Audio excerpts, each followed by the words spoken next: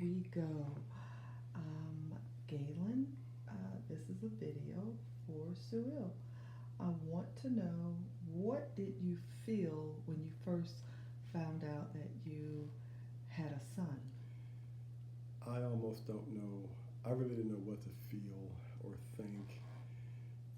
I had resolved in my life that I was never going to have children, and that was okay. It wasn't okay at first, but I got to the point where I was all right with God, that I didn't have any children. And so on March 7th, when I first heard that I might possibly have one, at first I was just in disbelief. I didn't believe it. I thought somebody was trying to play a trick on me. I remember talking to some different people. I asked my boss what he thought, and he thought it was a joke or a hoax.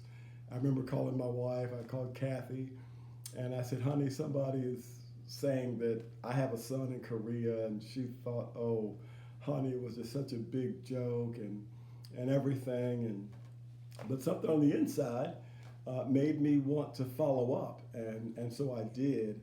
And I just couldn't believe it that when I got all the information back that I in fact did have a son in Korea.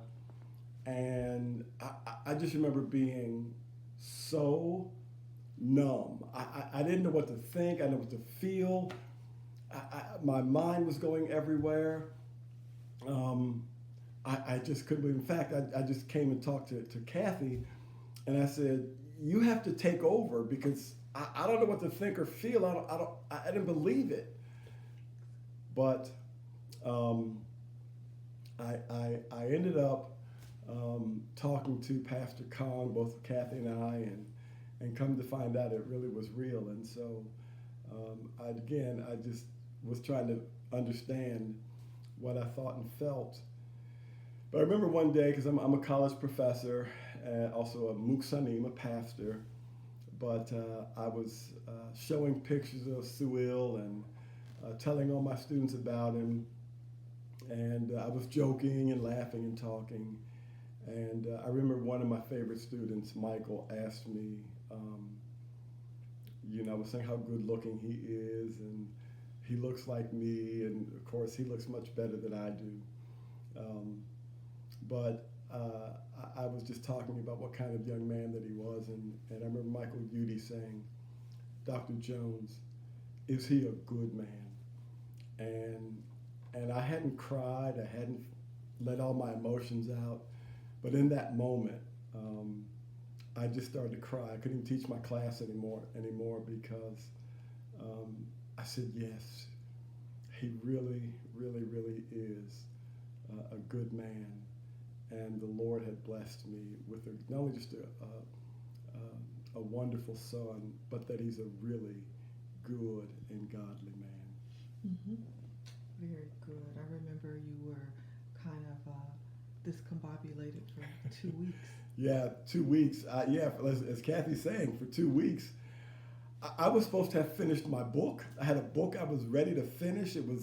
I had just a couple more words to write. And I didn't finish that book till last month because my mind was so taken aback. I just didn't know what to think. But it has become such a blessing, such a wonderful, wonderful blessing in my life. Okay, he has a nickname for Hope of Multicultural Families. Yes, I'm really proud, in a very real respect, to hear that. People, as you'll find out, I didn't know about Suil when I left Korea. His mom and I really had a great relationship, and I had asked her to come with me and all those kinds of things, but it didn't work out that way. And I didn't know that she was pregnant with him when I left. And so to find out all the things that he went through in his life and the hardships and all those kinds of things, but still became a successful soccer player. is a blessing. It's something that I don't know how to be. So I'm grateful for it. But to be able to have the name Hope for Multicultural Families, as a man of God, as a black man, with my son, with this beautiful Korean woman, his mom, that he can give hope to other children and other people like him is just such a wonderful, miraculous blessing. And I get to be a part of that in a way that even though I'm here in the United States, I get to be able to look across the ocean and see how other children and families who are of multi-ethnic and different racial backgrounds can be successful. They can really turn out, even though things can be hard, but life can turn out for them. And I'd like to say this, I really loved Korea when I was there and loved it when we came back. And to see when we were in Dongdaesan and Seoul and Ansan, there were so many different people there. And it was just a blessing. And so if my son, if Suil can provide them hope, then I'm just overwhelmed with that and so gratified that he's able to do that. And I've seen how he has been good to other kids like him in his life. And so it's just a real blessing to know that that's what people in Korea think of him. What was it like when Suil visited the United States for the first time?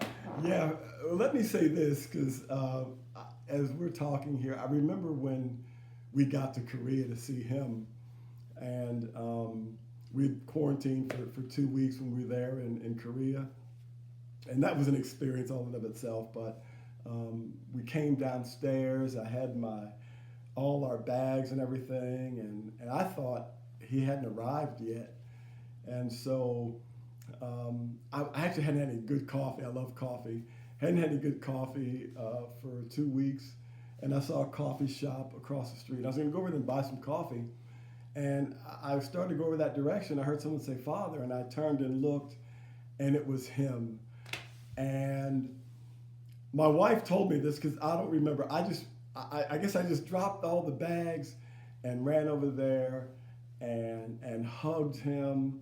And I told him that I was going to kiss him, because if I'd have been there when he was a baby, I'd have been kissing him and hugging him and letting him know how much I love him every moment. And so to see him like that and surprise his dad, his father, by calling out to me, I just ran over there and hugged him and kissed him and embraced him and held him. And then Kathy, his mom, came over, and we all just held one another, and it was beautiful. That was a miracle, a blessing. Everything rolled up into one, and we were all just so very happy. So that was amazing. We went to his hometown. We met his mom and dad, as we said before, and it was wonderful. But what it was like for him to come here,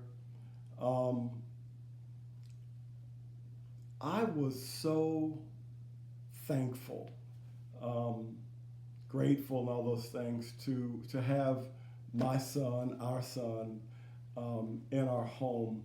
One of the fondest memories that I have is that when we got here, we had been traveling to pick him up in Atlanta, and we live in Birmingham, and everybody just relaxed. We put on night clothes, and then Suil came and just got in the bed with me, and we just sat there and laid there together and talked and just really connected with our hearts. And so it was situations like that we just were able to connect on a heart level and be able to love one another. And God has blessed my wife and I that we can just, we're not rich people, but we've had an opportunity to just do the kinds of things for him that I would have always wanted to do had I been in his life all that time. So we didn't feel any obligations. We didn't have any worries. We laughed. We talked. We shopped together. We loved just being with him and having him here. He has his room upstairs. It's his room. It's his things up there. And so it was just a blessing. And I think one of the things that blessed me the most was to see him and you, Kathy, just interact with one another. We'd go shopping and we'd all be walking together, but you guys would be hugging and holding each other and walking hand in hand or arm in arm, or his arm would be around your shoulder, your arm would be around his waist. And for me to be able to see that was, I think, for me, the biggest blessing that occurred when he was here. Just to see you two laughing and talking and acting and being, not just acting, but being mother and son, just made my heart feel so good. So I loved him being here. I can't wait till he comes back. And I can't wait to maybe come to Korea again, because like we said, we love Korea. I wouldn't have wanted it any other way. It couldn't have been any other way. Tell the people how having a son has changed our lives. Yeah, having a son, and particularly having Suil as our son, has really, in a lot of respects, brought Kathy and I, you and I, closer together. It really, that is the miracle, I think, that, after 34 years, well, really for us, it's been a little bit longer, I guess, 33 years for us being married. And then in this stage of our lives, to have Suil come into it, it really has just brought us as husband and wife and as a family closer together. And I thank God for that every day. I thank God for that every day, that we are closer together and we have a bond with him. You and I have a bond together with him. You have a bond with him. I have a bond with him. And it just feels like we are loving each other, loving him more and more and more and more. And I love that. Are there any words of encouragement for Suil? Yeah. As a father? As a father, I want to say, man, I love you more than you know. And I've told you that from the moment I've met you, that I love you more than you know. And I'm proud of you. You are a godly and a good man. And it isn't just a blessing that we share so much DNA together, but we're sharing hearts. And so I believe God is going to do wonderful, wonderful, wonderful things in your life. You're going to be wildly successful. I really think that you have so much to give to the people of Korea. I really think that you have more years of soccer to play. I know that Kathy and I watched virtually all your games after we came back to the United States. And from watching, I could see that you're still the fastest guy on the field. You still have great skills as a soccer player. You can score. You can score. You really can and should be, and you will be, an asset to teams there in Korea for some years to come. And I just want to say that if you'll allow the Lord to move through your heart, you really, really will be a blessing to your family. You're a blessing to us, but to your mom and your dad there, to your team, to Korea, and I think to the world. 안녕하세요.